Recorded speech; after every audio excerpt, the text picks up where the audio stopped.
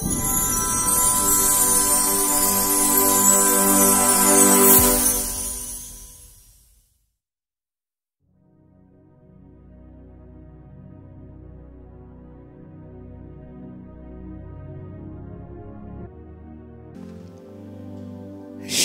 అలైకుం, షాలోమ్ అలైకుం, షాలోమ్ అలైకుం. లేఖన భాగాన్ని ధ్యానం చేద్దాం. Topic for today is impatience, అసహనము. The text is from the first book of Samuel, chapter 13, verses 8 to 14. The first book of Samuel, chapter 13, verses 8 to 14. ఈ లేఖన భాగంలో సౌలు చేసిన ఒక చిన్న పొరపాటు, తాను చిన్న పొరపాటు అనుకున్నాడు, కానీ అది చాలా పెద్ద పొరపాటు. అదేమనగా ఫిలిష్తీయులు యుద్ధమునకు బయలుదేరారు. ఇశ్రాయేలు వాళ్ళు చూసి భయపడుతున్నారు. సౌలు రాజు ఆయన యుద్ధ సన్నద్ధుడై కొంతమంది ఆయన వెంబడించారు, భయంతోనే వెంబడించారు. సమూయేలు ప్రవక్త సమయానికి రాలేదు, ఆలస్యమైంది. వాక్య భాగంలో 8వ వచనం, సమూయేలు చెప్పినట్లు అది 7 దినములు ఆగి సమూయేలు గిల్గాలుకు రాకపోతే జనులు తన యుద్ధ నుండి చెదిరిపోవడం చూసి దహన బలులను సమాధాన బలులను నా యుద్ధకు తీసుకుని రమ్మని చెప్పి దహన బలి అర్పించను. సో ఇంపేషన్, శత్రువులు చేసి మీద పడి సిద్ధంగా ఉన్నారు. ఇశ్రాయేలు చెదిరిపోతున్నారు. 7 దినములు ఆగాడు. సమూయేలు ప్రతి ఇంకా రాలేదు. అతను అసహనం అనేది చెలరేగింది. ఇప్పటికే ఇంపేషెంట్. ఒక యాజకుడు చేయాల్సిన పని తాను చేయడం ప్రారంభించాడు. ఎప్పుడైతే మనం అసహనం లోనవుతామో we commit mistakes. Impatience leads to doing mistakes. అసహనానికి లోనవుతామో ఆ అసహనం అనేది తప్పులు చేయడానికి నడిపిస్తుంది. సమూయేలు ఒక యాజకుడిగా ఉన్నాడు, ఒక ప్రవక్తగా ఉన్న న్యాయాధిపతిగా ఉన్నాడు. అది యాజకుడు సమూయేలు చేయవలసిన కార్యము దహనములు అర్పించడం, సమాధానం అర్పించడం.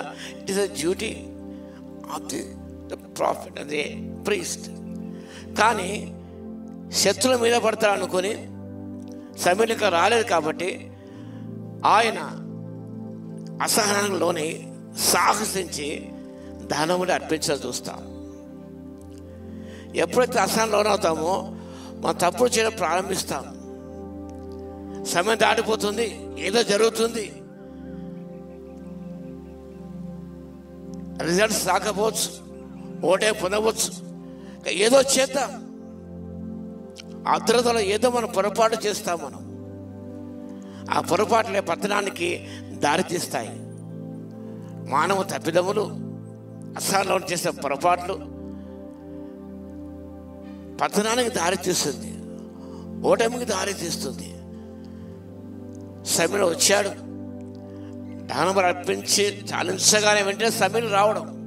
చూడండి, ఎంత కొద్దిగా సౌలు ఆగి ఉన్నట్టయితే పరిస్థితి వేరే ఉండేది. ఎందుకనగా వాక్య భాగంలో నీ దేవుడు యెహోవా నీకు ఇచ్చిన ఆజ్ఞలు గైకొనక అవివేకం చేస్తేవి, నీ రాజ్యం ఇశ్రాయేలు మీద సదాకాలం స్థిరపరచుటకు యెహోవా తలంచి ఉండెను, అయితే నీ రాజ్యం నిలవదు. అసహనంలోనే చేయవలసిన చేయకుండా చేయరాని చేసినందుకు రాజ్యభ్రష్టులు కావాల్సి వచ్చింది. రెండవది, ఇశ్రాయేలు సదాకాలం స్థిరపరచుటకు యెహోవా తలంచి ఉన్నాను.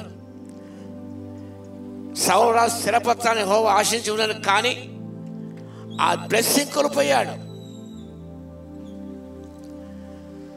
మూడవదిగా, యెహోవా తన చిత్తానుసారం మనస్సు గల ఒకరిని కనుగొని ఉన్నాడు.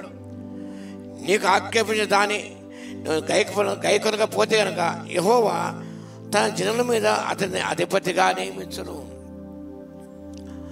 తనకు బదులుగా మరొకరు రావాల్సి వచ్చింది. ఆయన దావీదు రాజు గురించి ప్రస్తావించి చూస్తాం మనం. కాబట్టి మనం చేసిన పొరపాట్లకు, అసహనానికి లోనే చేసిన పొరపాట్లకు, తొందరపాటుతో చేసిన నిర్ణయాలకు తప్పకుండా మనం ఫలితాన్ని అనుభవించవలసి వస్తుంది. కానీ must be patient in all things. అన్ని విషయాలు కూడా మనం సహనం కలిగి ఉండాలి. రోమపత్రిక 8వ అధ్యాయం 28వ వచనంలో మనం చూస్తాం, ఆల్ థింగ్స్, ప్రతి విషయంలో కూడా సహనాన్ని చూపించాలి. మన నిజంగా అసహనం లోనుతాం. ఎందుకంటే పని జరగకపోతే, అనుకున్న సహనం కాకపోతే it become impatient. when things are not done in our own way we become impatient. మనం అనుకున్న రీతిగా జరగకపోతే నిజంగా మనం ఎంత అసహనానికి లోనవుతాం.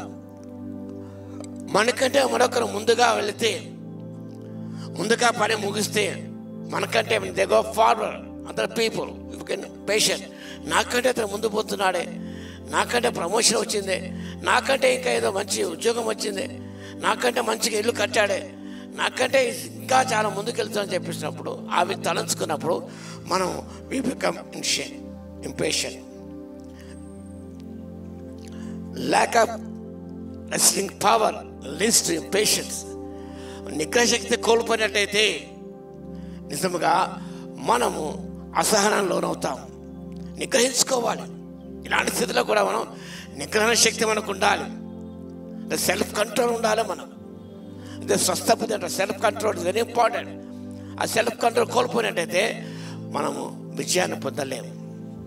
అనుకున్నది విజయం సాధించకపోయినప్పుడు వి బికమ్ ఇంపేషెంట్.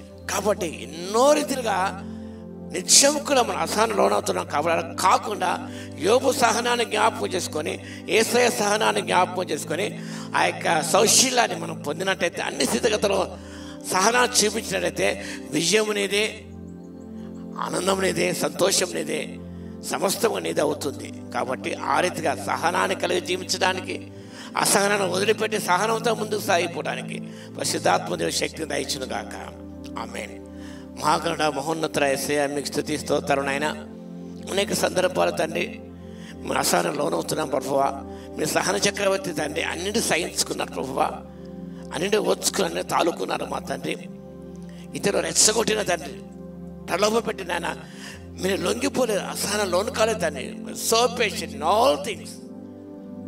అదే మీరు ప్రతి విషయం సహనముతో జీవించడానికి, తద్వారా గొప్ప ఫలితాలు పొందడానికి మీ శక్తి ఇవ్వగలందుకు మీకే స్తుతి స్తోత్రాలు చెల్లించుకుంటూ, వాక్యం వింటారు ప్రతిభను దర్శించే వాళ్ళు ఈ సహన గుణాన్ని పెంపొందించేయండి. అసహనం తొలగించేస్తాయా సహనం దయచేవలసిగా విజ్ఞాపన చేస్తూ యేసయ్యను ప్రార్థించి వేడుకొచ్చున్నాము తండ్రి. ఆమేన్. మన తండ్రి అయిన దేవుని యొక్క ప్రేమయు, మన ప్రభువును రక్షకుడైన యేసుక్రీస్తు యొక్క కృపయు, పరిశుద్ధాత్మ యొక్క అన్యోన్య సహవాసం మనందరికి సదాకాలము తోడై ఉండును గాక. ఆమేన్.